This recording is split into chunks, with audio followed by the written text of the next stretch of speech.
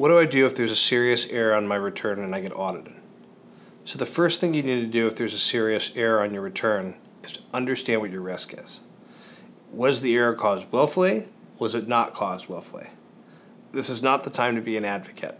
You need to answer yourself honestly, because it's always important to understand where the truth is in order to find out what your position is and the position you're going to take in negotiating with the auditor.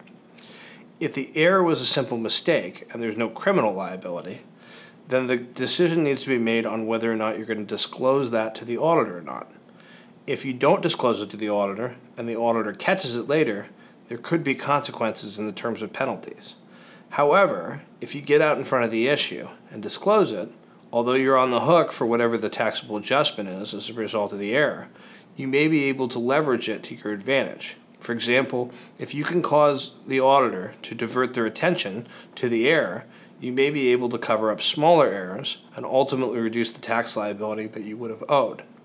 Depending on what the error is, depending on where it is, you need to measure this strategy carefully. That's why we recommend that clients go through the planning and pre-audit process so that we know how these things are going to play out in the audit and we can determine what the best way to play the error is. Also, if you have a serious error on the return and you don't hire a representative, it's really important that you really think about doing so.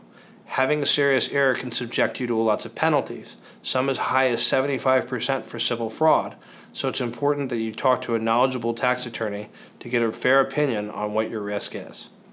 Serious errors are no laughing matter. It's important that you deal with it honestly and appropriately before the IRS makes a decision on what your ultimate disposition is.